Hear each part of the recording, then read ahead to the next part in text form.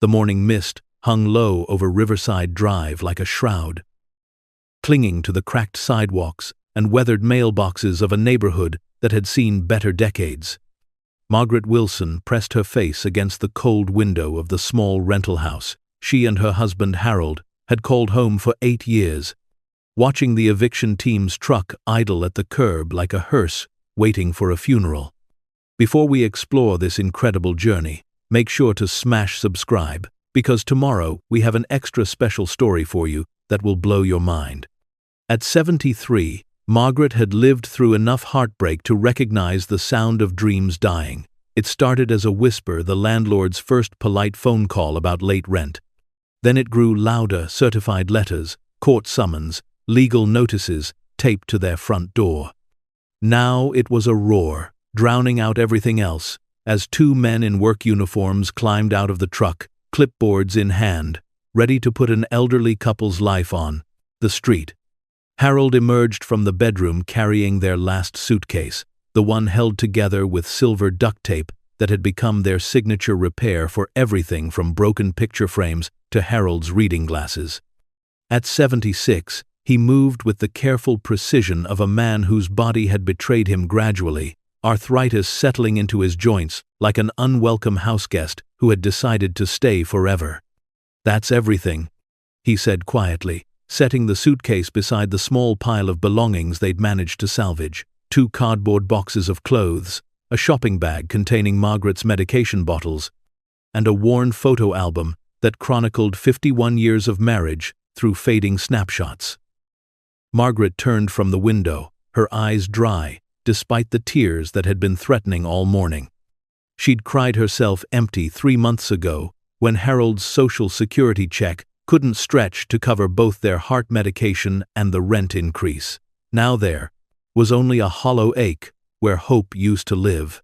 "The car's packed with what it'll hold," Harold continued, his voice steady but thin. "I put your grandmother's china in the back seat, figured if we need to sell something." He didn't finish the sentence.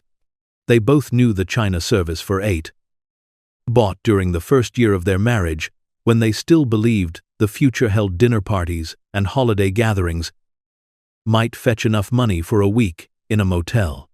Maybe 2 weeks if they were careful. A sharp rap at the front door interrupted their quiet inventory. Margaret smoothed her gray hair, tucked her flannel shirt into her worn jeans, and walked to answer it with as much dignity as she could gather. The eviction officer was younger than her grandson would have been if they'd had children who'd lived to give them grandchildren. "Mrs. Wilson? I'm sorry, but I need you folks to vacate the premises. The landlord's given you an extra 2 hours past the court order, but we can't wait any longer." Margaret nodded, unable to trust her voice. Behind her, Harold appeared with their final load, a small cooler containing the last of their food and a thermos of coffee that might be the last hot meal they'd have for a while. They stood on the sidewalk, watching strangers carry their remaining possessions to the curb. A neighbor from 2 houses down, Mrs. Chen, approached hesitantly, carrying a brown paper bag. "I made some sandwiches," she said, pressing the bag into Margaret's hands, "and there's $40 in there." "It's not much, but—" Margaret's composure finally cracked. "Thank you," she whispered, accepting the unexpected kindness that made their situation feel both more manageable and more desperate. Mrs. Chen squeezed Margaret's shoulder. "You have somewhere to go?" Harold and Margaret exchanged glances. They'd spent 3 months making phone calls, visiting offices, filling out forms. The waiting lists for senior housing stretched years into the future. The homeless shelters had age limits or health requirements they couldn't meet.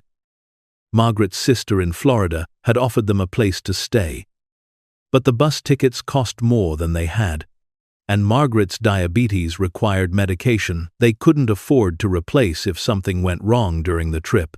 "We'll figure something out," Harold said, the same words he'd been saying for weeks, though his voice carried less conviction each time. The eviction team finished their work efficiently and without cruelty. The younger officer even helped Harold load their belongings into their 1998 Honda Civic, its paint faded to a color that might once have been blue. "Good luck," the officer said, and Margaret could tell he meant it. He'd probably seen too many elderly faces in too many doorways, carrying too many stories of fixed incomes and impossible choices.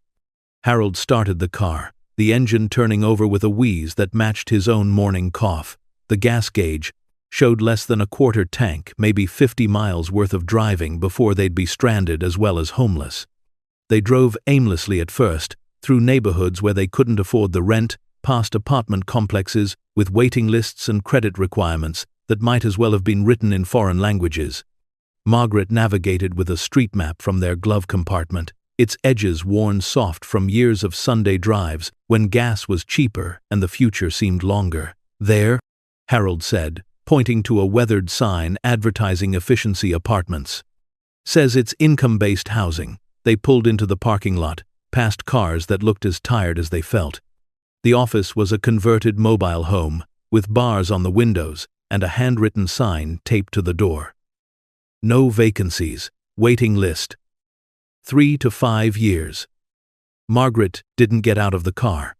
Harold turned off the engine to save gas, and they sat in silence, watching other people's lives continue through apartment windows glowing with warm light. "The shelter on Martin Street opens at 6, Margaret said finally, consulting a list she'd written in careful script on the back of an envelope. Harold checked his watch. 3:30, 2.5 hours to kill, and nowhere to do it. They said 30 days maximum stay, and you have to be out every morning by 7. "I know." Margaret folded the list, then unfolded it again. "The Methodist Church has a soup kitchen on Wednesdays. Today's Tuesday." "I know that too." They drove to the public library, where they could sit in the warmth and pretend to read magazines while trying to make a plan from options that didn't exist. The librarian, a kind woman about Margaret's age, didn't ask why they were carrying shopping bags or why Harold kept checking his watch with the nervous energy of someone counting down to something unpleasant. Margaret found herself in the travel section, looking at picture books about places she'd never see. Tuscany, with its rolling hills and stone farmhouses, Ireland, with its impossibly green fields and cottages that looked like illustrations from fairy tales. She'd always dreamed of traveling when they retired, back when retirement seemed like a reward for a lifetime of work instead of a slow slide into poverty. Harold discovered a book about classic cars in the automotive section, running his fingers over photographs of restored Mustangs and Corvettes. He'd been a mechanic for 40 years before his hands got too stiff to turn wrenches, and he still dreamed in carburetors and timing belts. At 5:15, they gathered their belongings and returned to the car. The shelter was a 40-minute drive across town, through neighborhoods that grew progressively more desperate. Margaret counted their cash, while Harold navigated traffic, $167.32. Everything they had in the world, minus the car and the possessions currently stuffed into every available palm space. The line at the shelter stretched around the block. Men mostly, though Margaret counted several other women, a few couples, and one family with 3 young children. Everyone carrying the same expression of resigned dignity, the look of people who had fallen through cracks they hadn't known existed. 30-day limit. The intake worker explained when they reached the front of the line. Lights out at 10, doors locked at 11. Anyone under the influence gets turned away. No exceptions. The dormitory was a converted warehouse divided by hanging sheets into spaces barely large enough for cots and small personal belongings. The air smelled of industrial disinfectant and human desperation. Margaret lay awake, listening to an orchestra of coughs, snores, and whispered conversations, Harold's hand finding hers in the darkness. "Tomorrow," he whispered, "we'll find something better." Margaret squeezed his fingers, feeling how thin they'd gotten, how the wedding ring he'd worn for 51 years now slipped loose on his finger. "Tomorrow," she agreed, though neither of them knew what tomorrow might look like. They woke at 6 to the harsh fluorescent lights and the shuffle of people packing their belongings for another day of searching. The shelter provided coffee and day-old donuts, a small kindness that made Margaret's eyes water with gratitude she hadn't expected. Outside, the morning was crisp and gray, with the promise of rain in the heavy clouds. Harold started the car while Margaret consulted her list again. 3 more shelters to try, though the intake worker had warned them that most places in the city were full. They drove through neighborhoods where the houses got bigger and the lawns greener, past gated communities and private schools. Places where people lived so different from theirs, they might as well have been on different planets. Margaret found herself studying the houses, wondering what it would be like to have a mortgage instead of rent, to own something that couldn't be taken away with 30 days' notice. It was Harold who spotted the sign first, barely visible through a gap in the overgrown hedge that lined the narrow road. "Estate sale," he read aloud, slowing the car. "No, wait. Property sale." Margaret leaned forward, trying to make out the faded lettering on the weathered placard. "Turn in," she said impulsively. "Maybe they're selling something we can afford." The driveway was more of a path, really. Cracked asphalt, giving way to gravel, then to dirt packed hard by years of weather. Ancient oak trees formed a canopy overhead, their branches meeting in a Gothic arch that filtered the morning light into moving patterns of gold and shadow, and then the house appeared. Margaret's breath caught in her throat. It wasn't just a house, it was a mansion, 3 stories of weathered stone and timeless architecture, with tall windows and a wraparound porch that spoke of an era when people built homes to last generations. Ivy climbed the walls in careful patterns, and despite the obvious signs of neglect, the structure itself appeared sound. "Look at that," Harold murmured, stopping the car in what had once been a circular driveway. But there was no estate sale, no cars, no people, no signs of recent activity. The mansion stood alone in its overgrown grounds, windows dark, some boarded with plywood that had weathered to gray. A tattered "No trespassing" sign hung crooked from the front door, but the chain that had once secured it lay broken on the porch steps. Margaret got out of the car slowly, her practical mind cataloging what she saw, while her heart responded to something harder to define. The place felt abandoned, but not destroyed. Forgotten, but not beyond hope. Harold joined her, both of them staring up at the imposing facade. "How long you think it's been empty?" Margaret walked closer to the house, noting the way the weeds grew up through the porch boards, the accumulation of leaves in the corners, the general air of patient waiting that settled over neglected places. "Years?" she said. "Maybe decades." They walked around the perimeter, looking for signs of recent habitation or security systems. The grounds were extensive. Margaret counted what appeared to be a carriage house, a greenhouse with most of its glass intact, and the ruins of what might have been formal gardens. Everything overgrown and wild, but somehow still beautiful, in the way that abandoned places can be when nature begins to reclaim them. At the back of the house, they discovered that one of the basement doors hung slightly ajar, its lock long since rusted away. Harold tested it carefully, the hinges protesting with a squeal that seemed to echo forever in the stillness. "We could just look," Margaret said, though she was already moving toward the opening, "just to see what it's like inside." Harold hesitated. They weren't the kind of people who broke into places, who took what didn't belong to them. They'd raised their children until they lost them to respect other people's property, to work hard and pay their way. But they also weren't the kind of people who slept in homeless shelters at their age, and desperation had a way of rewriting the rules you'd lived by. The basement was dark and surprisingly dry. Their footsteps echoed on concrete floors as they made their way by the light of Harold's small flashlight. The air smelled of dust and old wood, but not of decay. Along the walls, they could make out the shapes of stored furniture covered by dusty sheets, boxes stacked with military precision, and shelves lined with what appeared to be canned goods. A wooden staircase led upward into the house proper. Harold tested the first step, then the second. The wood was solid, the construction sound.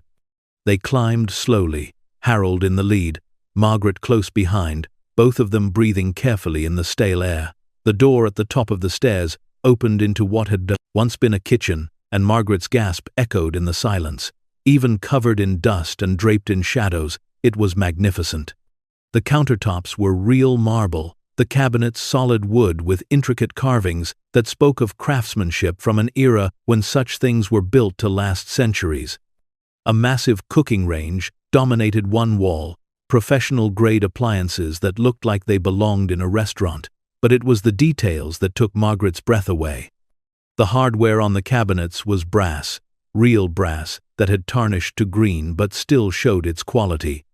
The floors were wide plank hardwood, scarred by years of use but still beautiful beneath the accumulated grime. The windows, though grimy, were tall and graceful, designed to flood the space with natural light. "Margaret," Harold called softly from the doorway to the next room. "You need to see this." She followed him into what must have been the dining room, and stopped. So suddenly, she almost fell. The table was still set for dinner, not with everyday dishes, but with china so fine it seemed to glow even in the dim light filtering through boarded windows. Crystal glasses caught what little light there was and threw it back in fractured rainbows.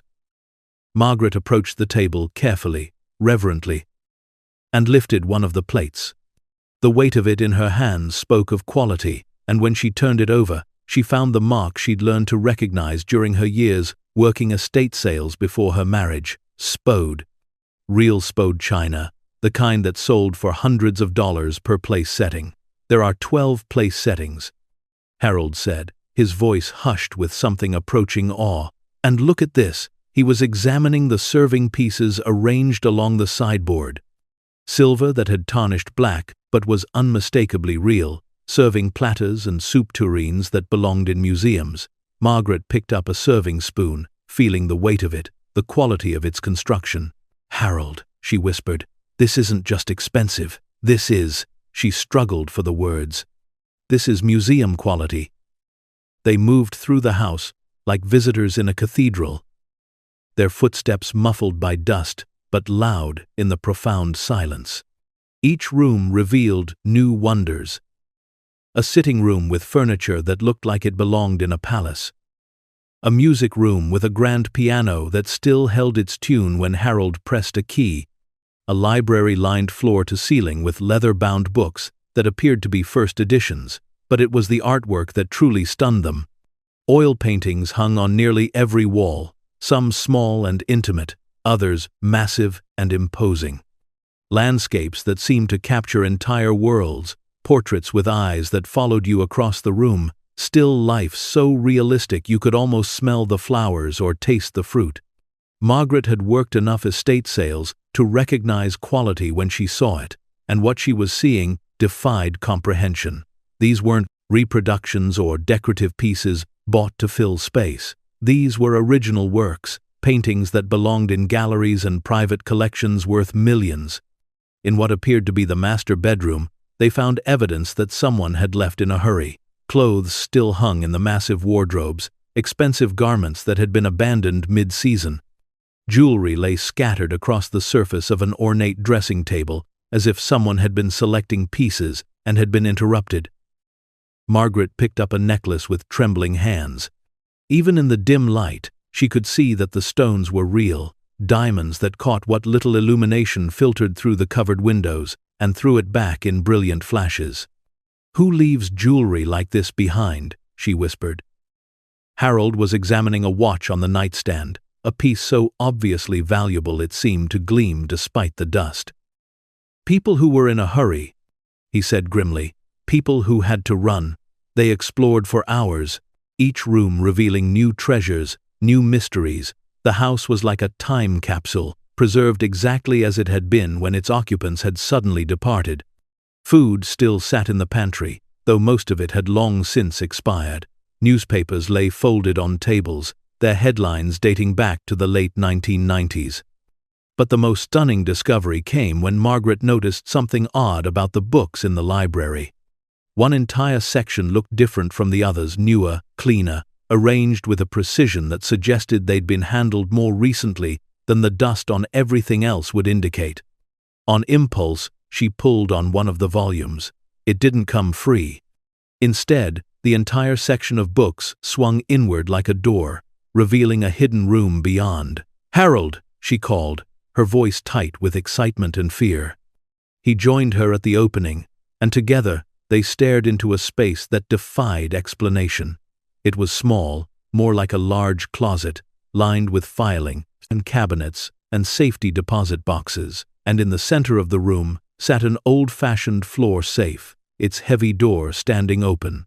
Harold shined his flashlight into the safe, and both of them stopped breathing. Stacks of cash sat neatly arranged on the shelves, not just a few bills but bundles upon bundles of hundreds and fifties, wrapped with bank bands and organized with obsessive precision. But the money was just the beginning. Below the cash were leather portfolios bulging with documents, and at the bottom of the safe, wooden boxes that looked like jewelry cases. Margaret sank into a chair beside one of the filing cabinets, overwhelmed by what they'd discovered. How much money is in there? Harold leaned closer, trying to count without touching anything. I can't tell. Tens of thousands, certainly. Maybe hundreds of thousands. Margaret felt dizzy. They'd been evicted from their home with less than $200 to their names, and they'd accidentally stumbled into what appeared to be a fortune hidden away and forgotten. Harold began examining the filing cabinets, opening drawers to find them filled with neatly organized documents. Property deeds, stock certificates, insurance papers, bank statements, all bearing names they didn't recognize. Edward and Vivienne Beaumont. Look at this, Harold said, pulling out a portfolio thick with documents, stock holdings, real estate in 3 different states, bank accounts in the Cayman Islands. Margaret joined him at the files, her experience helping Harold with his small business, making her good at reading financial documents. The numbers she was seeing didn't make sense. Holdings worth millions, properties across the country, investment portfolios that rivaled those of small corporations. Who were these people? She breathed. As they read through the documents, a picture began to emerge. Edward Beaumont had been involved in high-level financial services, something to do with investment management and offshore banking. Vivienne appeared to have been an art dealer, based on the numerous bills of sale and authentication certificates they found. But there was something else in the files, something that made Harold's blood run cold. Letters from lawyers, warnings about federal investigations, urgent recommendations to liquidate assets and leave the country immediately. Margaret found a newspaper clipping tucked into one of the folders, dated December 1997. Federal investigation targets, investment fraud ring. The article described a complex scheme involving stolen pension funds, money laundering, and offshore accounts designed to hide assets from both investors and the government.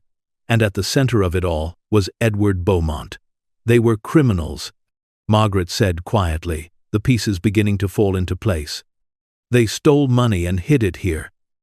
Harold continued reading, finding evidence that the Beaumonts had disappeared in December 1997, just days before federal agents had raided their offices. They'd left everything behind: their home, their possessions, their hidden fortune, and vanished without a trace.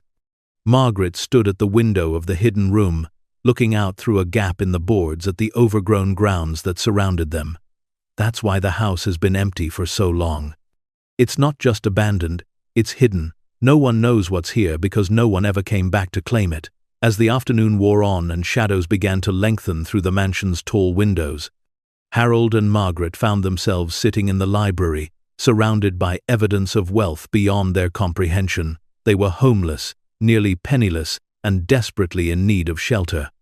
And they'd accidentally stumbled upon a treasure trove that had been sitting untouched for over 25 years. What do we do? Margaret asked, voicing the question they'd both been avoiding. Harold was quiet for a long time, looking around at the magnificent room with its leather-bound books and priceless paintings. I don't know, he finally admitted. This isn't ours, but it's not really anyone else's either, is it? Margaret thought about the shelter they'd spent the previous night in, about the intake workers' warning that 30 days was all they'd be allowed. She thought about their dwindling money, Harold's medication that they couldn't afford to refill, the approaching winter, and their ancient car that might not survive another month of constant driving. And she thought about the mansion around them, with its solid walls and dry rooms, its working plumbing and sturdy roof. A place where they could be warm and safe while they figured out what came next. Just for tonight, she said finally. Just until we can make a plan.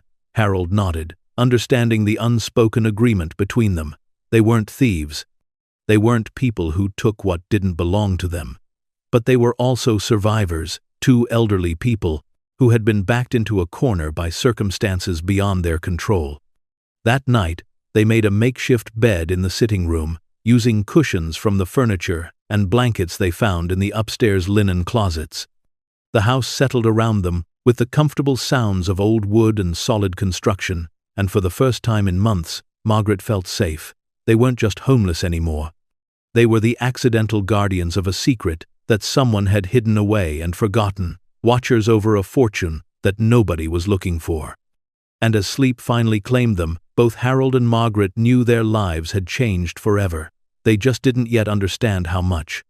The first rays of dawn crept through the gaps in the boarded windows of the mansion's sitting room, painting thin lines of golden light across the dust motes that danced in the still air. Margaret Wilson stirred on the makeshift bed she and Harold had created from sofa cushions and moth-eaten blankets, her body aching from sleeping on surfaces that hadn't been designed for rest. But for the first time in weeks, she'd slept through the night without the gnawing anxiety that had become her constant companion since the eviction notice arrived. Harold was already awake beside her, lying quietly and staring up at the ornate ceiling with its intricate plasterwork and crystal chandelier that caught the morning light like a constellation of frozen stars. The silence in the mansion was profound, broken only by the settling sounds of old wood and the distant whisper of wind through the overgrown trees outside. "We're really here," Margaret whispered, her voice barely audible in the vast space. Harold turned his head to look at her, his weathered face showing a mix of wonder and apprehension. "Still feels like a dream." A very strange dream. Margaret sat up slowly, her joints protesting after the unfamiliar sleeping arrangement. Around them, the sitting room looked even more magnificent in the daylight than it had in the beam of their flashlight. The furniture, though covered in years of dust, was clearly expensive carved mahogany pieces, with velvet upholstery that spoke of an era when such things were made to last generations. Oil paintings in heavy gold frames lined the walls, their subjects gazing down at the elderly couple with expressions that seemed both welcoming and mysterious. "Harold," she said, her voice gaining strength, "yesterday we were homeless. Today we're sitting in what might be the most beautiful room I've ever seen." Harold pulled himself upright, wincing as his arthritic joints reminded him of his age. "Yesterday we had $167 to our name. Today we're surrounded by." He gestured at the opulence around them. "I don't even know what to call it." Margaret stood and walked to one of the tall windows, carefully pulling back a corner of the plywood that covered it. Sunlight streamed through the gap, illuminating a view of the mansion's grounds that took her breath away. Even overgrown and wild, she could see the bones of what had once been spectacular gardens. Formal hedges had grown into green walls, flower beds had become meadows of wildflowers, and stone pathways disappeared beneath carpets of moss and fallen leaves. "It's like a fairy tale," she breathed. "A beautiful, abandoned fairy tale." Harold joined her at the window, putting his arm around her shoulders in a gesture of comfort they'd shared for 51 years. "Fairy tales usually have happy endings," he said quietly. "I'm not sure what kind of story we've walked into." The reminder of their precarious situation sobered them both. They were trespassers in a mansion that belonged to someone else, no matter how long it had been abandoned. The discovery of the hidden room and its contents had been shocking, but in the light of day, the implications were becoming clearer and more complicated. Margaret turned away from the window with new determination. "Then we need to understand our story better. If we're going to stay here even temporarily, we need to know everything we can about this place and the people who owned it." Harold nodded, understanding her practical approach. They'd survived 70-plus years by being methodical and thorough, qualities that had served them well through the Depression, multiple recessions, job losses, and the heartbreak of burying 2 children. If they were going to navigate this impossible situation, they'd need to approach it the same way they'd approached every other crisis in their lives, with careful planning and complete information. They started in the kitchen, making coffee with supplies from their car and the mansion's still functioning water system.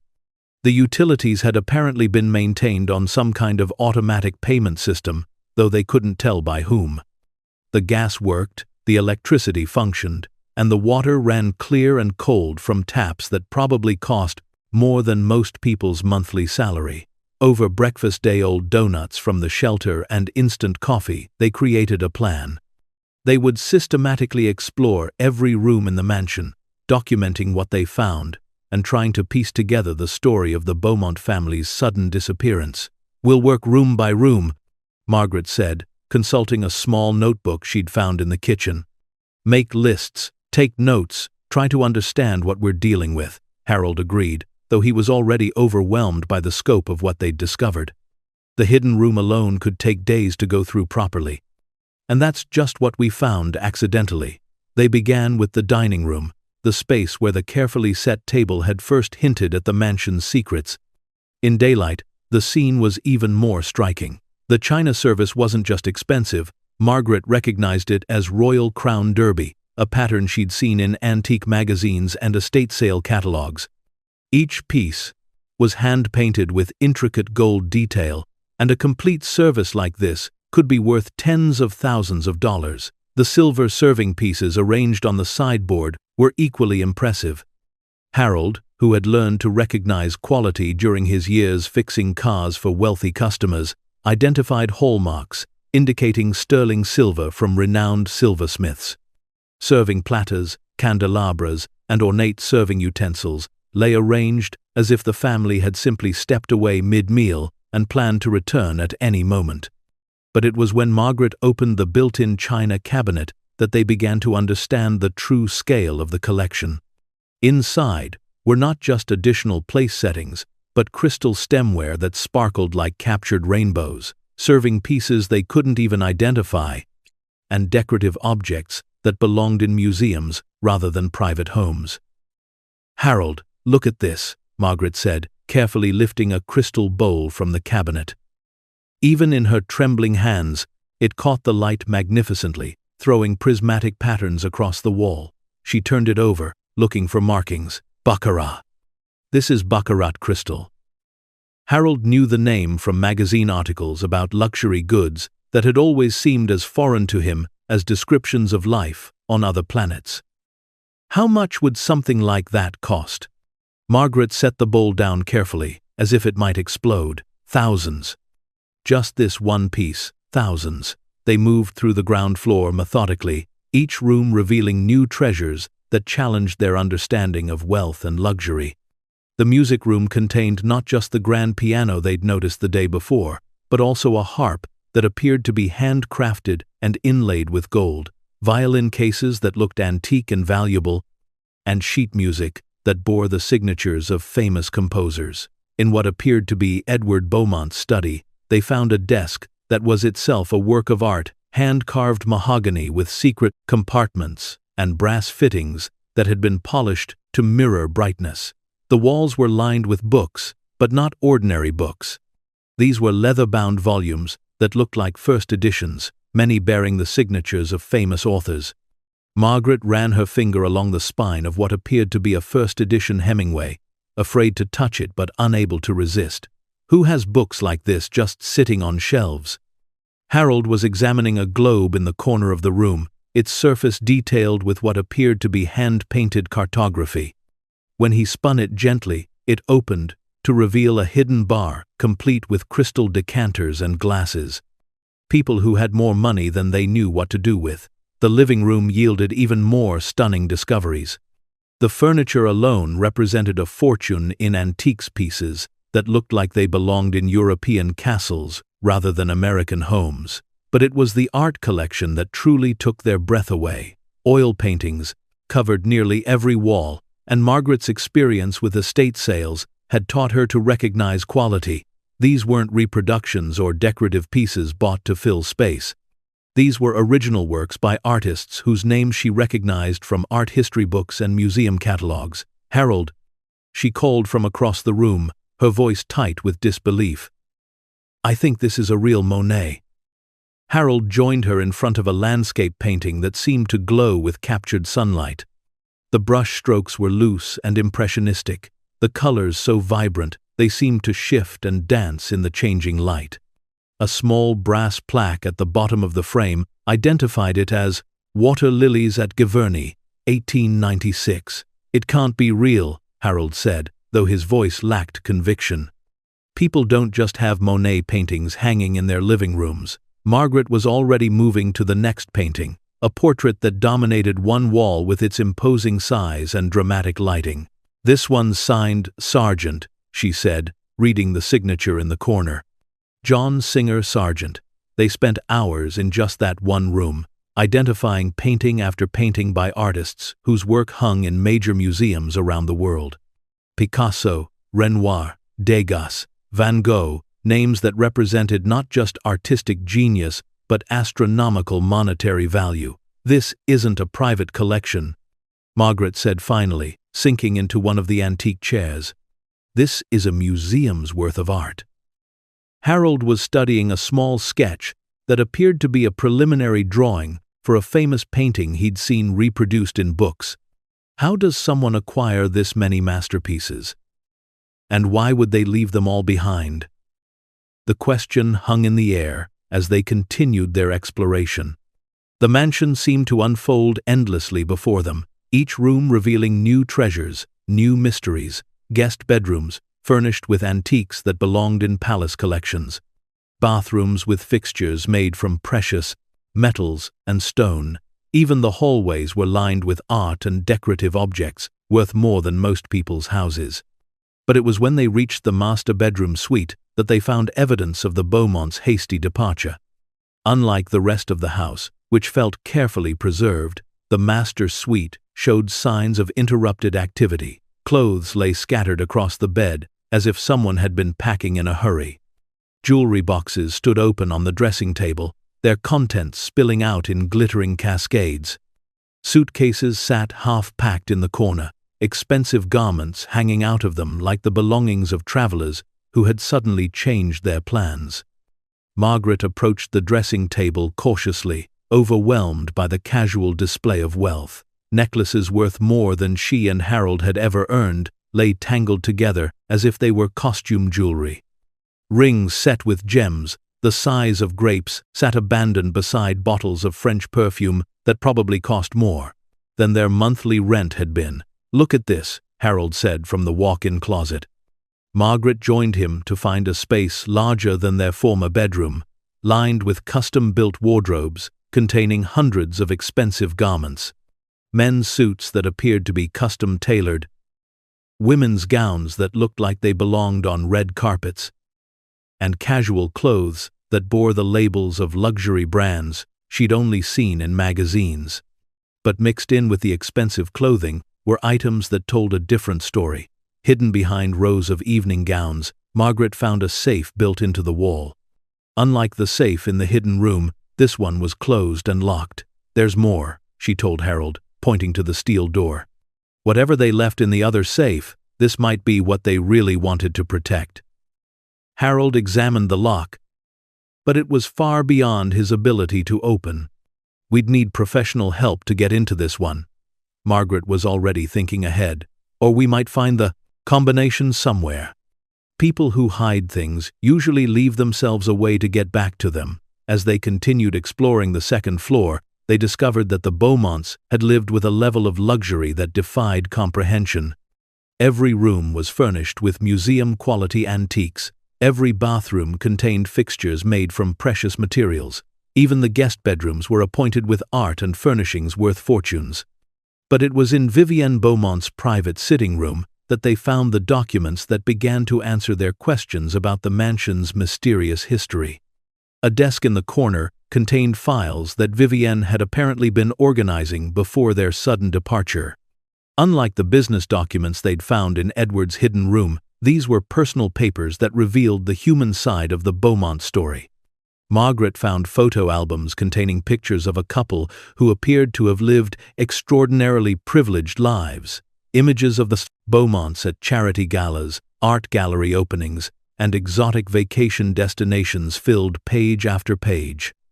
They were always impeccably dressed, always surrounded by other wealthy-looking people. Always wearing the confident smiles of those who had never worried about money. But Harold discovered something else in the desk drawers, letters that told a different story. Correspondence with lawyers, accountants, and business associates that hinted at growing legal troubles and mounting pressure from federal investigators. "Listen to this," Harold said, reading from a letter dated November 1997. "The federal investigation is expanding beyond the investment fraud charges. They're now looking at your art collection and questioning the provenance of several major pieces. My strong recommendation is that you and Edward begin liquidating assets and preparing for extended travel." Margaret found another letter, this one more urgent in tone. "Vivienne, the situation has become critical. Federal agents raided Edward's offices yesterday and seized all financial records. They're asking specifically about offshore accounts and the art collection. You need to leave immediately. Do not attempt to take any traceable assets. Go to the airport tonight and use the Swiss passports we prepared. Vincent." The letters painted a picture of a couple whose wealth had been built on illegal activities, who had lived in luxury while always looking over their shoulders, waiting for the day their crimes would catch up with them. "They were art thieves," Margaret said, reading through bills of sale that documented Vivienne's acquisition of paintings and sculptures from questionable sources. Some of these pieces were reported stolen from European museums during World War II. Harold found evidence of Edward's investment schemes, complex financial structures designed to hide money from investors and the government alike. He was running a Ponzi scheme, taking money from new investors to pay older ones while skimming millions for himself. The scope of their criminal activities was staggering. For decades, the Beaumonts had lived like royalty while systematically defrauding investors and acquiring stolen art. Their mansion was essentially a monument to white-collar crime, filled with the fruits of other people's losses. "No wonder they left everything behind," Margaret said, understanding beginning to dawn. "They couldn't risk taking any of it.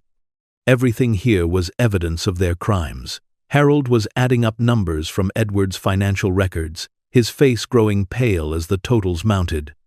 "Margaret, according to these documents, they stole over $200 million from investors.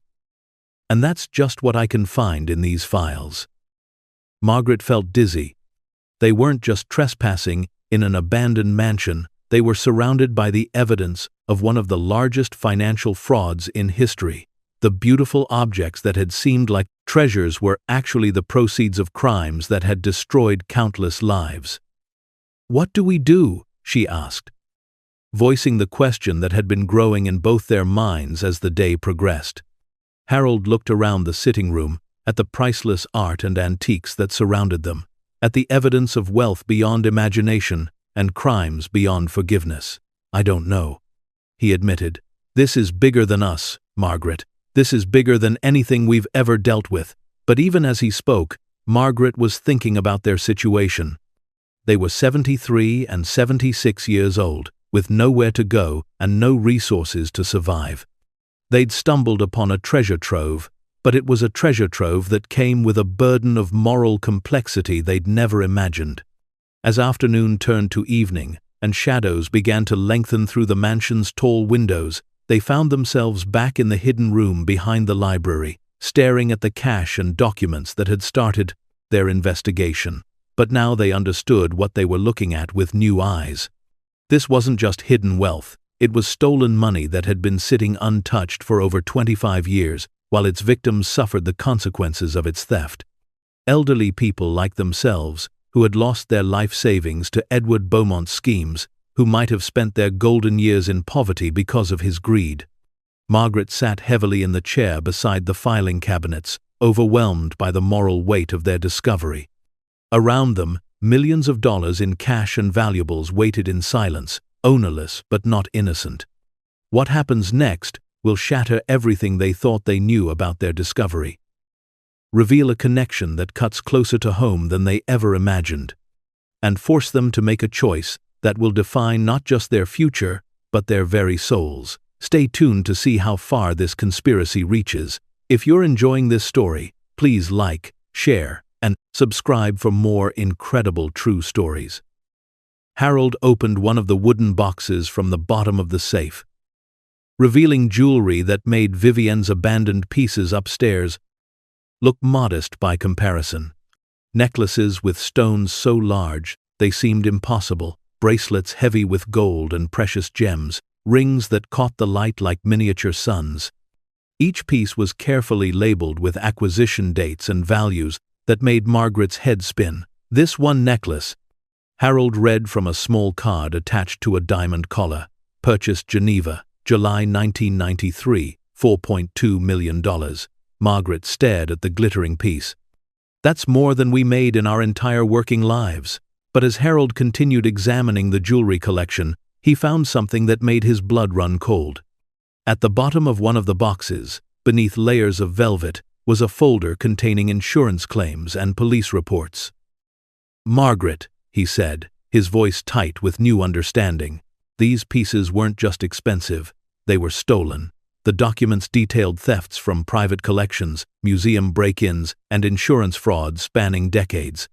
The Beaumonts hadn't just been financial criminals, they'd been part of an international network of art and jewelry thieves. Margaret took the folder with trembling hands, reading through police reports from Paris, London, Geneva, and New York. Millions of dollars in art and jewelry had disappeared over the years, and much of it was apparently sitting in the room around them. They weren't just thieves, she whispered. They were professional criminals. This was their business. Harold found more evidence in the filing cabinets, correspondence with dealers who specialized in moving stolen goods, authentication documents that had been forged, and bills of sale that created false histories for priceless stolen objects. The mansion wasn't just a home, it was a warehouse for stolen treasures, a place where criminals had hidden the fruits of decades of theft and fraud. As night fell, and they sat surrounded by evidence of crimes that spanned continents and decades, Harold and Margaret realized they were facing a choice that would define the rest of their lives. They could walk away from the mansion and return to their desperate search for shelter, leaving behind wealth beyond imagination but keeping their consciences clean. Or they could stay, becoming reluctant custodians of a criminal empire's abandoned treasure, knowing that every beautiful object around them represented someone else's loss. Margaret looked at Harold in the dim light of their flashlight, seeing her own moral struggle reflected in his weathered face. "The people they stole from," she said quietly. "Some of them might still be alive, still suffering from what was taken from them." Harold nodded, understanding the weight of her words. "Like us. People who lost everything and had nowhere to turn."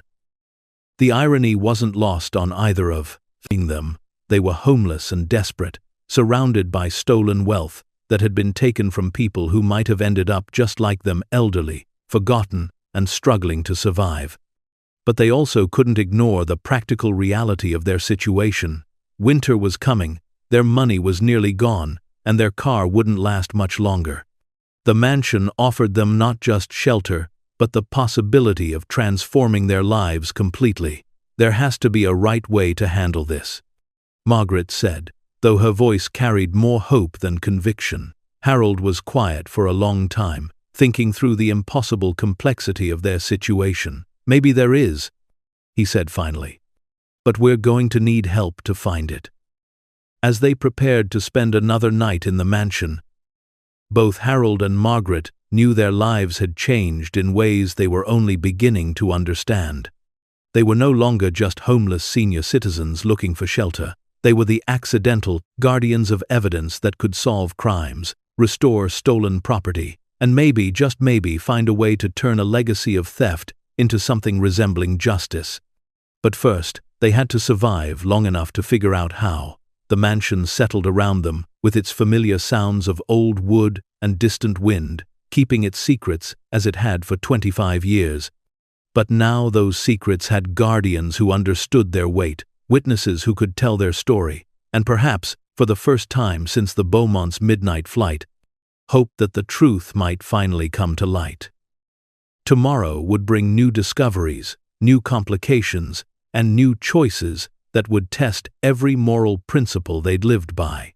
But tonight, as they lay on their makeshift bed, surrounded by the evidence of other people's crimes and losses, Harold and Margaret Wilson knew they were no longer just victims of circumstance.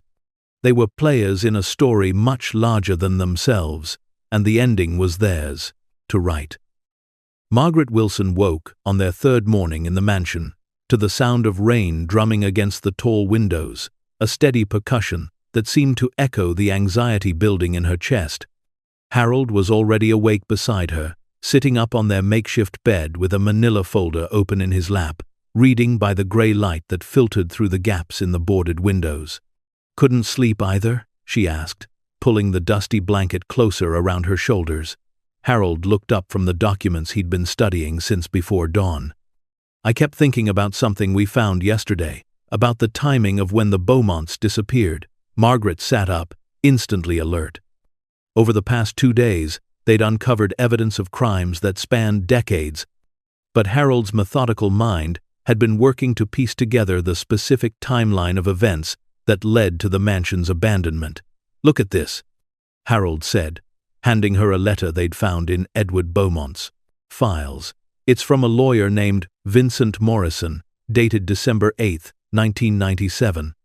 He's warning Edward that federal investigators had identified their Swiss bank accounts and were preparing to freeze all assets." Margaret read the letter carefully, noting the urgency in the attorney's language. "He's telling them they have 48 hours to disappear before arrest warrants are issued." Harold nodded grimly. "But here's what's been bothering me. Look at the newspaper clipping we found." He showed her the yellowed newspaper from December 15, 1997, with the headline about the federal investigation into investment fraud. The public story broke a week after they'd already run, which means they had inside information, Margaret finished, understanding dawning in her voice. "Someone warned them before the investigation became public." Harold pulled out more documents from the folder. "I've been going through Edward's correspondence all morning. There are payments listed here to someone called V.M. Vincent Morrison, the lawyer, but also regular payments to someone with the initials D.R. $5,000 a month, every month, going back years." Margaret examined the payment records, her experience helping Harold with his small business, making her good at spotting patterns in financial documents. "These payments to D.R. don't look like legal fees. They're too regular, too small. They look like bribes," Harold said quietly. Someone inside the federal investigation was feeding them information. The implications of this discovery hit them both simultaneously.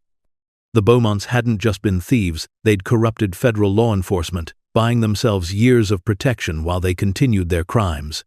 "If there was a federal agent taking bribes," Margaret said slowly, "then this case is bigger than just art theft and investment fraud." Harold was already thinking ahead, his practical mind working through the complications. And if that agent is still alive, still in government, Margaret didn't need him to finish the thought. If they came forward with evidence of federal corruption, they wouldn't just be exposing long-dead criminals. They'd be threatening people who might still have power, still have connections, still have reasons to keep the truth buried. The sound of gravel crunching in the driveway made them both freeze. Harold moved carefully to the window, peering through a gap in the boards. A black sedan had pulled up to the mansion, its windows tinted dark against the gray morning.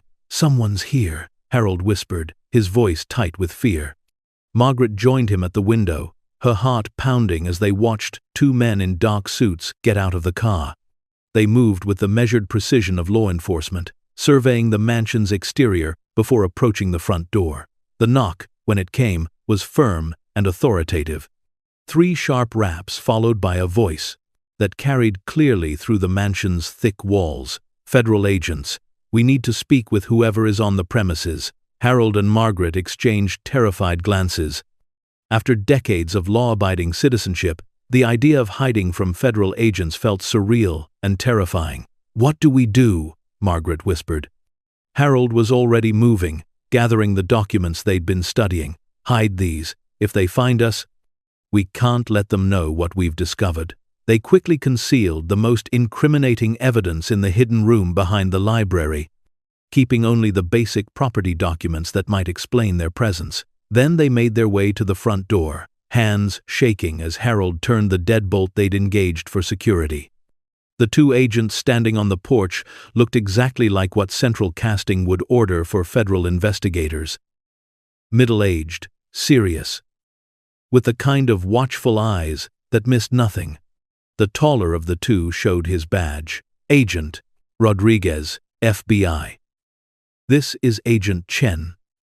Margaret noticed how Agent Chen's eyes immediately began cataloging everything visible through the open door.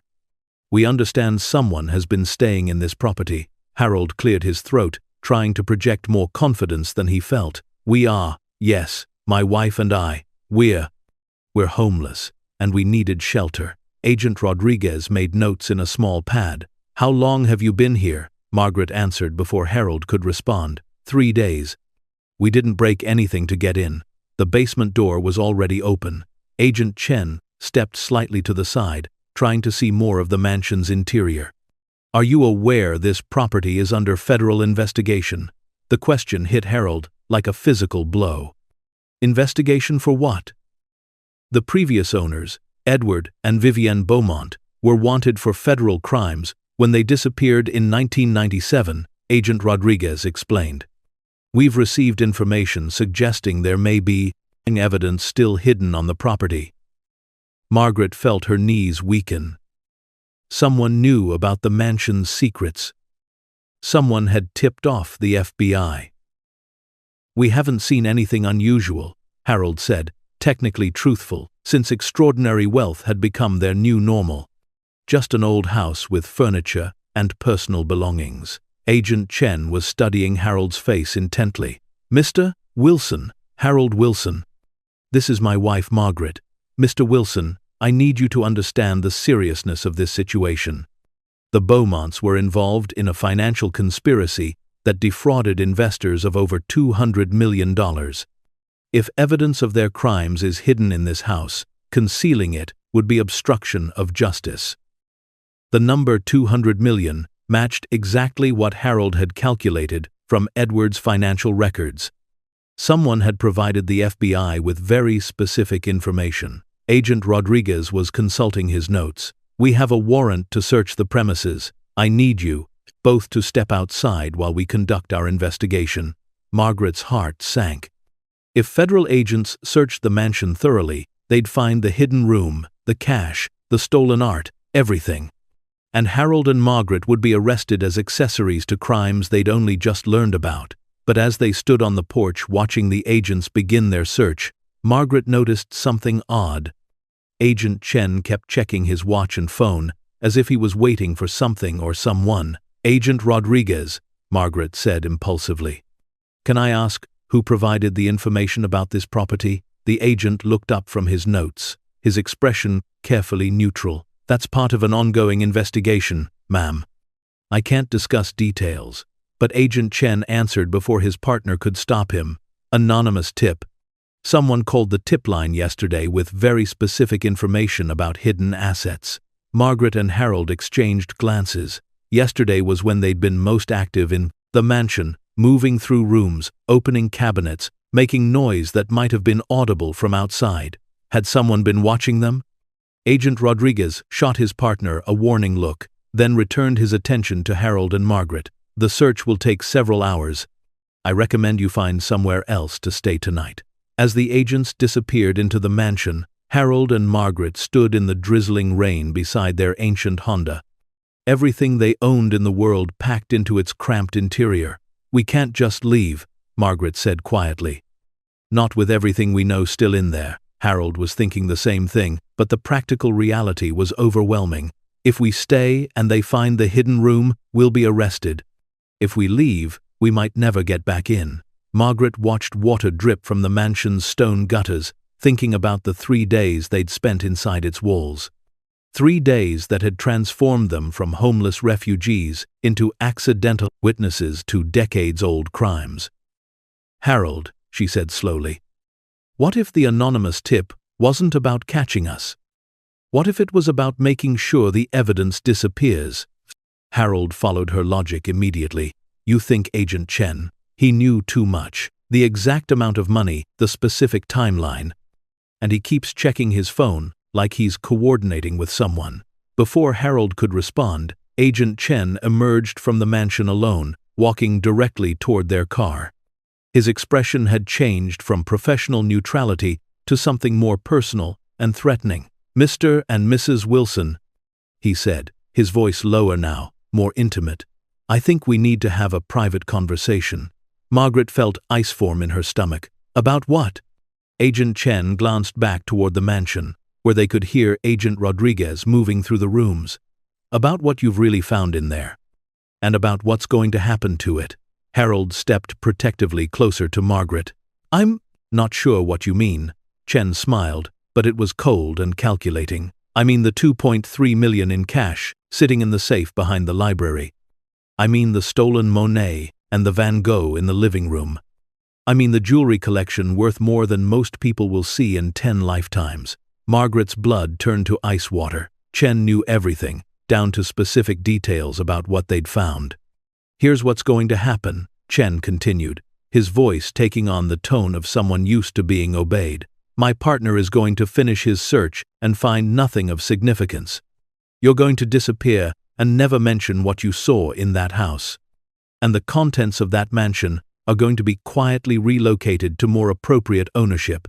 Harold found his voice, though it shook with anger and fear. "You're stealing it." Chen's smile widened. "I'm recovering assets that have been missing for 25 years, assets that officially don't exist because they were never properly reported. No one's going to miss what was never supposed to be there." Margaret realized they were looking at corruption that went even deeper than they'd suspected. Agent Chen wasn't just aware of the mansion's contents, he was planning to steal them himself. "What about the victims of the original fraud?" Margaret asked, her voice stronger than she felt. "The people Edward Beaumont stole from." Chen's expression hardened. "Ancient history. Most of them are dead by now anyway." The callousness of his response ignited something fierce in Margaret's chest. Those victims weren't ancient history, they were people like her and Harold, elderly Americans who'd trusted the wrong person and lost everything. "And if we don't cooperate?" Harold asked. Chen's hand moved casually to his jacket, where Margaret could see the outline of a shoulder holster. "Trespassing, burglary, receiving stolen property, obstruction of justice. I can think of a dozen charges that would stick. At your age, even a short prison sentence would be effectively a life sentence." Agent Rodriguez's voice echoed from inside the mansion as he called out to his partner. Chen checked his watch again. "I need an answer now," Chen said. "Walk away and live quietly, or stay and face the consequences." Margaret looked at Harold, seeing her own anger and determination reflected in his weathered face. They'd spent their entire lives following rules, respecting authority, trusting that the system would protect people like them. But standing in the rain facing a corrupt federal agent who planned to steal millions while threatening to destroy their lives, she realized that sometimes the system was the enemy. "We need a minute to discuss this," Harold said carefully. Chen nodded. "1 minute. Then I go tell my partner you've been concealing evidence, and your decision gets made for you." As Chen walked back toward the mansion, Margaret grabbed Harold's arm. "We can't let him get away with this."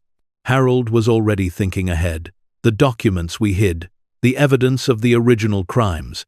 If Chen is planning to steal everything, he'll destroy the evidence that could identify the real victims." Margaret felt something crystallize in her mind, a clarity she hadn't experienced since they'd first walked into the mansion. "Then we need to get that evidence out before he can destroy it." Harold stared at his wife of 51 years, seeing a determination in her eyes that reminded him of the young woman who'd agreed to marry a poor mechanic because she believed they could build something good together. "Margaret, if we cross Chen, there's no going back. We'll be fugitives, criminals in the eyes of the law." Margaret looked back at the mansion, where they'd found 3 days of safety and warmth, where they'd discovered wealth beyond imagination and crimes beyond forgiveness. Harold, those people Beaumont stole from, they were like us, elderly, trusting, vulnerable. If we walk away, now, their suffering was for nothing. Harold understood immediately. This wasn't just about them anymore. It was about justice for victims who'd been forgotten, about preventing Agent Chen from profiting from decades-old crimes, about doing what was right, even when the law itself was corrupt. "How do we get back inside?" Harold asked. Margaret was already formulating a plan. "The greenhouse. There's a door from the garden that connects to the conservatory. I noticed it yesterday, but didn't mention it." Harold checked his watch. They had maybe 20 minutes before Chen would expect their answer. Maybe an hour before the FBI search was complete. "If we're going to do this," Harold said quietly, "we need to do it right. Get the evidence, get out, and get it to someone who can use it properly." Margaret nodded, her mind already working through the logistics. "But who can we trust? If Chen is corrupt, how do we know who else might be involved?" The answer came to Harold suddenly. "The media. Investigative reporters. They love stories about government corruption and stolen art." Margaret smiled grimly. "And they love stories about elderly people fighting the system." As Agent Chen emerged from the mansion and began walking back toward them, Harold and Margaret Wilson made the decision that would transform them from victims into witnesses, from refugees into fighters. They were about to become the most wanted elderly couple in America. But first, they had to steal back the evidence of crimes that someone very powerful wanted to keep hidden forever. The rain continued to fall as Chen approached their car, his expression expectant and threatening. Margaret rolled down her window, her voice steady despite the fear coursing through her veins. "We'll cooperate," she said simply. Chen nodded, satisfaction clear in his expression. "Smart choice. Now get in your car and drive away. Don't look back. Don't talk to anyone about what you saw. And forget this place exists." Harold started the car, the engine coughing to life with its familiar wheeze. As they pulled slowly down the driveway, Margaret watched Chen in the side mirror, noting how he waited until they were out of sight before pulling out his phone and making a call. But instead of turning toward town, Harold drove only to the first bend in the road before pulling behind a cluster of trees that hid their car from view. They sat in silence for several minutes, listening to the rain and gathering their courage for what came next. "Ready?" Harold asked finally.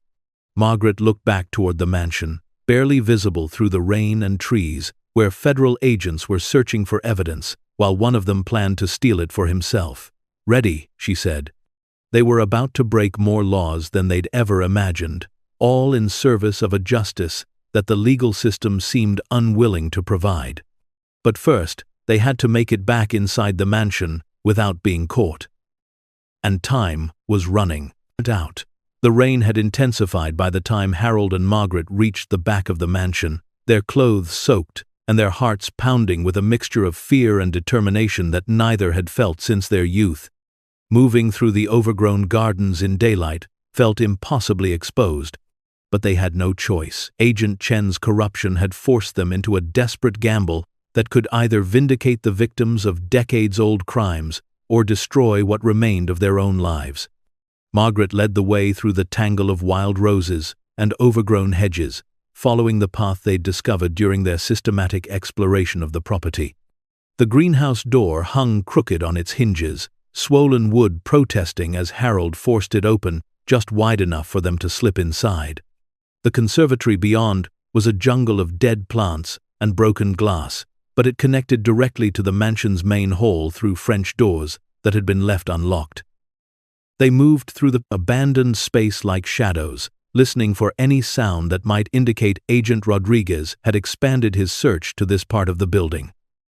"The hidden room first," Margaret whispered, leading Harold toward the library. "We get the financial documents that prove who the real victims were." They worked in desperate silence, gathering documents that detailed Edward Beaumont's Ponzi scheme and the hundreds of elderly investors whose life savings had disappeared into his offshore accounts. Margaret stuffed manila folders into a canvas bag they'd found, while Harold photographed key documents with an old camera from the mansion's collection. "Look at this," Harold whispered urgently, holding up a leather-bound ledger. "It's not just a list of victims, it's a record of where the money went. Swiss banks, real estate purchases, art acquisitions, everything." Margaret examined the ledger, her experience with bookkeeping helping her understand the significance of what Harold had found. "This proves the stolen money was used to buy everything in this mansion. Every painting, every piece of jewelry, every antique, it's all traceable to specific theft victims." But as they gathered evidence, the sound of footsteps in the main hallway made them freeze. Agent Chen's voice carried clearly through the mansion's acoustic spaces. "Rodriguez, any luck with the basement?" Chen was asking, though his tone suggested he already knew the answer. Agent Rodriguez's reply came from somewhere near the kitchen. "Nothing significant. Some old furniture, expired food supplies, typical abandoned property." Margaret and Harold exchanged glances. Rodriguez was conducting a legitimate search, while Chen waited for him to finish, so he could return later for the real treasures. "We need to move," Harold mouthed silently. They slipped out of the hidden room and made their way toward the conservatory, but Agent Chen's voice stopped them cold. "You know, Rodriguez, I'm thinking we should post a guard here overnight. Make sure no one else tries to squat in the place." Margaret felt her heart sink. If Chen posted a guard, they'd never be able to expose what he was planning. But Harold was already thinking ahead. "The carriage house," he whispered. "There's a phone line running to it. Old property like this probably has a working landline." They made it back through the conservatory and across the gardens without being spotted. But reaching the carriage house meant crossing open ground where they could be seen from the mansion's windows. Margaret watched the building for movement, while Harold sprinted across the muddy yard, then followed when he signaled the all clear. The carriage house had been converted into a workshop decades earlier, its stone walls lined with tools and mechanical equipment that reminded Harold of his own repair shop. But more importantly, mounted on the wall near a dusty workbench was an old rotary phone that still showed a dial tone when Harold lifted the receiver. "Who do we call?" Margaret asked, spreading the documents they'd recovered across the workbench. Harold was already dialing information. "The biggest newspaper we can think of. Someone with enough resources to investigate federal corruption." Within minutes, they were connected to the investigative desk at the Washington Herald, one of the country's most respected newspapers. The reporter who answered, Sarah Chen, no relation to the corrupt agent, listened with growing interest as Margaret and Harold outlined their discovery. "Let me understand this correctly," Sarah said, her voice sharp with professional curiosity. "You're homeless senior citizens who accidentally discovered evidence of a 25-year-old financial fraud, and now you're claiming a federal agent is planning to steal the evidence." "I know it sounds incredible," Margaret said. "But we have documentation, financial records, victim lists, correspondence with corrupt officials, everything." Sarah was quiet for a moment. "Can you prove the federal agent's involvement?" Harold looked at Margaret, then made a decision that would change their lives forever. "We can get you photographs, but you'd have to meet us tonight, and it would have to be completely confidential." Sarah agreed to meet them at a 24-hour diner 30 miles from the mansion, giving Harold and Margaret time to gather more evidence before Agent Chen returned for his planned theft. But first, they had to survive the next few hours without being discovered. As evening fell and the FBI search officially concluded, Harold and Margaret watched from the carriage house windows as Agent Rodriguez departed alone. Agent Chen remained behind, ostensibly to secure the scene. But they could see him making phone calls and checking his watch with the impatience of someone waiting for backup to arrive. Just after midnight, 2 unmarked vans pulled up to the mansion.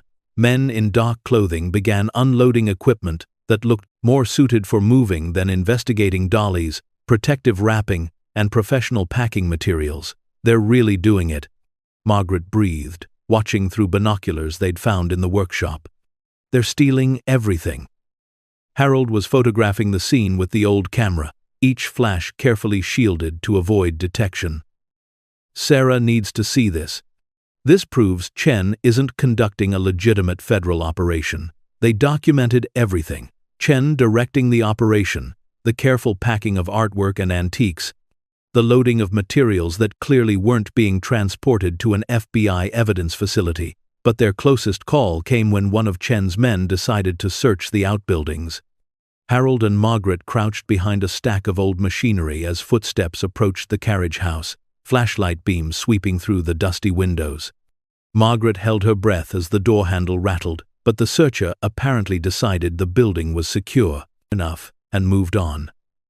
They remained hidden until the last van disappeared down the driveway, taking with it millions of dollars in stolen art and evidence of federal corruption. At 3 a.m, Harold and Margaret drove their ancient Honda to the meeting with Sarah Chen at the Highway Diner, a fluorescent-lit refuge where truckers and insomniacs gathered over coffee and late-night conversations. Sarah was younger than they'd expected, maybe 40, with the sharp eyes and tired expression of someone who'd spent years chasing stories that powerful people preferred to keep buried. She listened intently as they laid out the documents they'd recovered, occasionally asking questions that demonstrated her understanding of both financial fraud and art theft.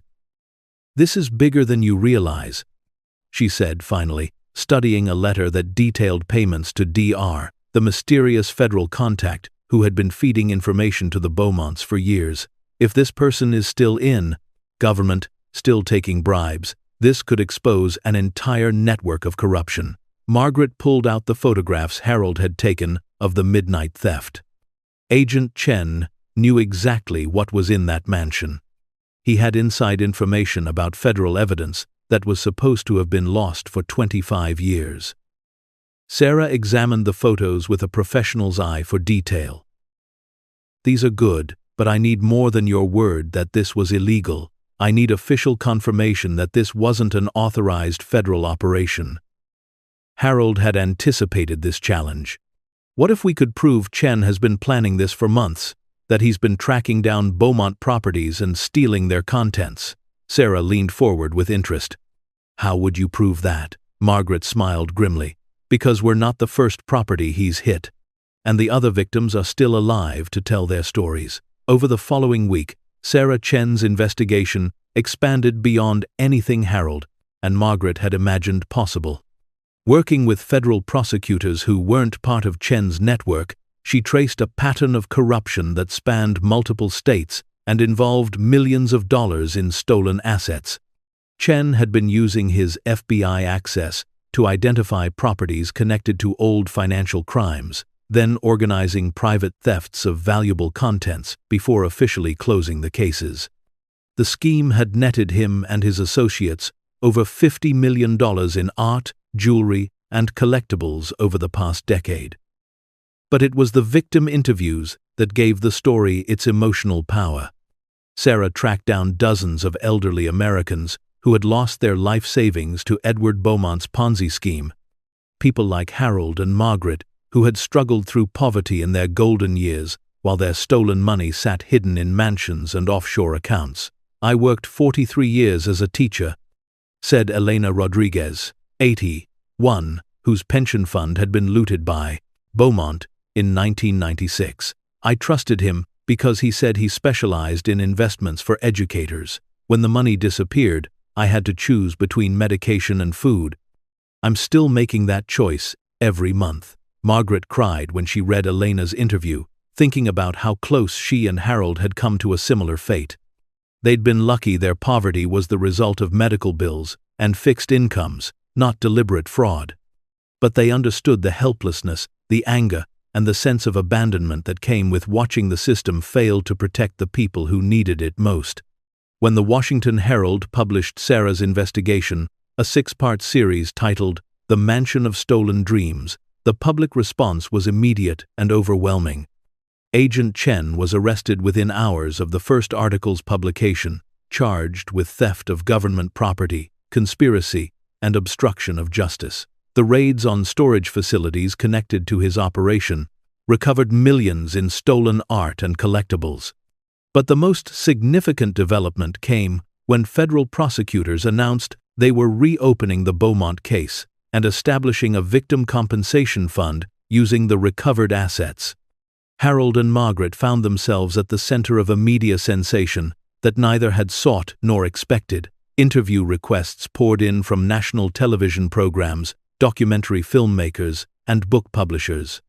But they remained focused on what mattered most, ensuring that Beaumont's victims finally received justice. "We never wanted to be famous," Margaret told a reporter from NBC News as cameras filmed them standing in front of the mansion that had changed their lives. "We just wanted to do the right thing with what we found." The legal proceedings that followed were complex and often confusing, but the outcome exceeded everyone's expectations. Federal courts ruled that the recovered Beaumont assets, ultimately valued at over $300 million, would be distributed to verified victims of his investment fraud. Harold and Margaret, as the discoverers who had risked their safety to expose the corruption, were awarded a finder's fee of 15% of the total recovery, $45 million, that transformed them from homeless refugees into millionaires. But wealth, they discovered, brought responsibilities they had never imagined. The first letter arrived 3 weeks after their story became public. It was handwritten on lined notebook paper by a woman named Dorothy Martinez in Phoenix, Arizona. "Dear Mr. and Mrs. Wilson," Dorothy wrote, "I saw your story on the news and wanted to thank you. My husband invested our retirement savings with Edward Beaumont in 1995. We lost everything. Miguel died in 2008, still believing he had failed to provide for me. The compensation check I received because of your courage means I can finally afford a proper headstone for his grave. Thank you for giving me the chance to honor my husband's memory." Margaret read the letter aloud to Harold as they sat in the hotel suite that had become their temporary home while they decided what to do with their unexpected fortune. The simple gratitude in Dorothy's words carried more weight than any amount of money could provide. "There are probably hundreds of people like Dorothy," Harold said quietly. "People who never expected to see justice in their lifetimes."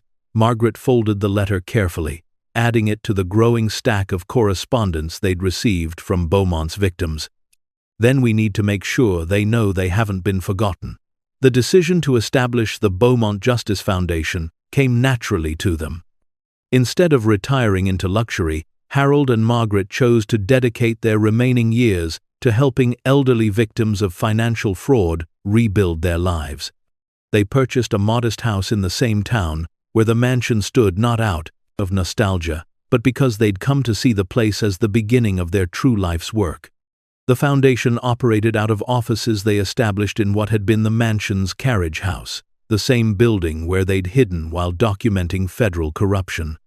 The mansion itself became a museum dedicated to educating the public about financial crimes targeting seniors. Visitors could tour the rooms where the Beaumonts had displayed their ill-gotten wealth, while learning about the real people whose savings had paid for such luxury. The hidden room behind the library was preserved exactly as Harold and Margaret had found it, a powerful reminder of how criminals hide their stolen treasures. Margaret served as the foundation's director, using her experience with estate sales and financial documentation to help other fraud victims navigate the complex process of asset recovery. Harold managed the foundation's educational programs, sharing their story with law enforcement, agencies, and community groups across the country. But their greatest satisfaction came from the personal connections they made with the people their discovery had helped. Elena Rodriguez, the retired teacher, became a close friend and volunteer. Dorothy Martinez traveled from Arizona to attend the foundation's first anniversary celebration. Dozens of other victims found not just financial compensation but a community of people who understood their experience. "We thought our story ended when we were evicted," Margaret told an audience at a conference on elder abuse prevention. "We were wrong. Our real story was just beginning." Harold and Margaret's work attracted national attention and resulted in significant changes to federal law enforcement procedures. The Wilson Protocol now requires multiple agent oversight for investigations involving high-value assets, making corruption like Agent Chen's much more difficult to hide. But perhaps their most important legacy was demonstrating that age and circumstances don't define a person's capacity for heroism. At 73 and 76, they had found the courage to challenge federal corruption and fight for justice, inspiring others to believe that it's never too late to make a difference. 5 years after their eviction, Harold and Margaret stood once again in the mansion's library, but now as honored guests at a ceremony dedicating the space as the National Center for Financial Crime Victim Services. Attorney General Patricia Williams presented them with the Presidential Medal of Freedom, the nation's highest civilian honor. Harold and Margaret Wilson remind us that heroes don't always come in the forms we expect. The Attorney General said to the gathered audience of fraud victims, law enforcement officials, and government leaders, "Sometimes they're elderly Americans who lose everything but refuse to lose their sense of justice." Margaret accepted the medal with tears in her eyes, thinking about the journey that had brought them from homelessness to the highest recognition their country could offer. But the moment that meant the most came afterward, when Elena Rodriguez approached them with her granddaughter, a college student studying criminal justice. "I want you to meet Maria," Elena said, her voice proud. "She's going to be a prosecutor. She says she wants to fight for people like us, the way you did." Harold shook Maria's hand, seeing in her young face the determination that had driven their own unlikely crusade for justice. "The world needs more people willing to stand up for what's right," he told her, "especially when it's difficult." That evening, as they drove home past the mansion that had changed their lives, Margaret reflected on the path that had brought them from desperation to purpose. "Do you think we would have found our way here if we hadn't lost everything first?" she asked Harold. Harold considered the question as they pulled into the driveway of their comfortable but modest home, where the porch light welcomed them like an old friend. "I think maybe we needed to lose everything we thought we wanted before we could find what we were really meant to do," Margaret nodded. Understanding that their eviction hadn't been the end of their story, it had been the beginning of their most important chapter. They'd discovered that true wealth wasn't measured in dollars, but in the number of lives you could touch, the amount of justice you could restore, and the legacy of hope you could leave behind. The Beaumont Justice Foundation continued to grow, helping hundreds of fraud victims and educating thousands more about protecting themselves from financial predators. Harold and Margaret remained active in its leadership well into their 80s, driven by the knowledge that their accident discovery had become a force for justice that would outlive them. And sometimes, late at night, when the foundation offices were quiet and the mansion stood, sentinel in the moonlight, Margaret would remember that desperate morning when they'd driven up a forgotten driveway looking for shelter, and marvel at how losing everything had led them to find everything that truly mattered. The eviction notice that had seemed like the end of their world had actually been their invitation to change the world. Because sometimes the most important discoveries are made by people who have nothing left to lose and everything to give. Anyone can become a force for justice if they're brave enough to stand up when it matters most, wise enough to see opportunity in adversity, and strong enough to fight for people who can no longer fight for themselves. For Harold and Margaret Wilson, what began as a search for shelter became a mission to restore hope, dignity, and justice to people who had been told their losses didn't matter. They proved that heroes come in all ages, that courage has no expiration date, and that the most powerful force in the world is ordinary people who refuse to accept that injustice is inevitable. Their story reminds us that every ending is really a beginning, every loss an opportunity for something greater, and every person, no matter how forgotten by the world, has the potential to leave a legacy that echoes through generations. The end. Up next, 2 more incredible true stories that will restore your faith in the power of ordinary people to do extraordinary things. Click to continue this amazing journey with us, and don't forget to hit subscribe if you believe that justice delayed is not justice denied.